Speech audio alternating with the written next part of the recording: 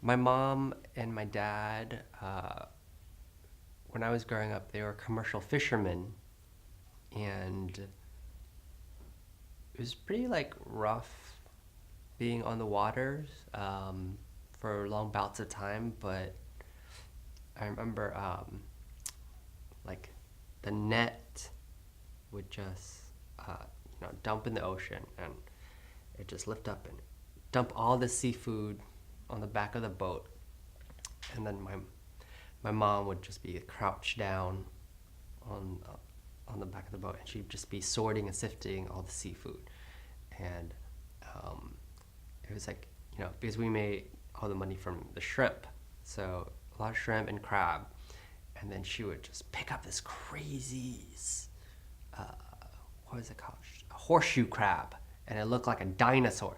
She would just like toss it over, and once in a while she'd find a seahorse, and so she would give it to me in a glass like mug, and so I'd always have like a seahorse as a pet growing up on the boat, and I think that was the most fondest time of my memory.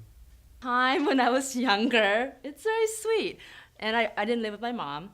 And I was staying at my aunt's house. She spent the night with us. And my mom lay next to me. We were all sleeping on the ground. And she put lotion on me. It was really sweet. I was like, what? That's never happened. And I don't think it's happened since from anyone. It could be weird, but it was very sweet.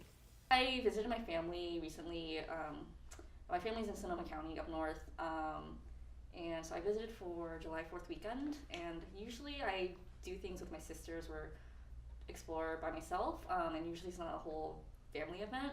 But for one weekend, I actually convinced my dad and my mom and my grandma. Actually, not my grandma. My mom. I convinced my mom, my dad, and my aunt and my cousin and my sisters to have a little picnic over at Armstrong Woods.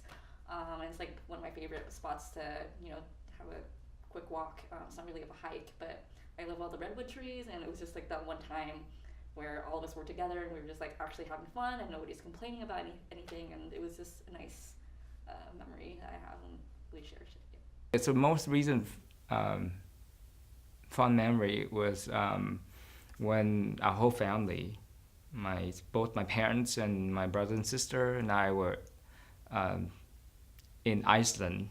We at one of those like not sauna but like natural hot spring, and the whole family was out there and everyone really enjoying it. So that was nice. My wife and I had just started going out. So it's like, just like 2 years. And we were going to New York City, and she was like, she lived in New York City for a while. So she was like, I want to show you all of Manhattan via dumplings. And so she made a map and did a whole map of all the different areas that she wanted to show me, and like found all the little dumpling places that she would take me to. And we spent, it was a whole day of a date, and people, different friends would come and join us for different parts. And we would go from, one area, and then we'd, cab or walk and, get dumplings. And, because, you can't eat dumplings, too much, too much in a row. So we would stop, we'd drink, we'd eat, we'd, take a walk, stop and eat and drink. And we went to, 10 different dumpling places in one day. And it was, the best way to see a city was through dumplings. It was I think one of my favorite memories. When I was in Vietnam, when I was in Da Nang, I was on a tour, but during a lunch break, I just went out by myself, and I called this person. He was a lifeguard at the beach near there. I think it was Mee Kang or something, but I wanted to do a parasailing, and so I called him. He picked me up and then drove me to the spot, and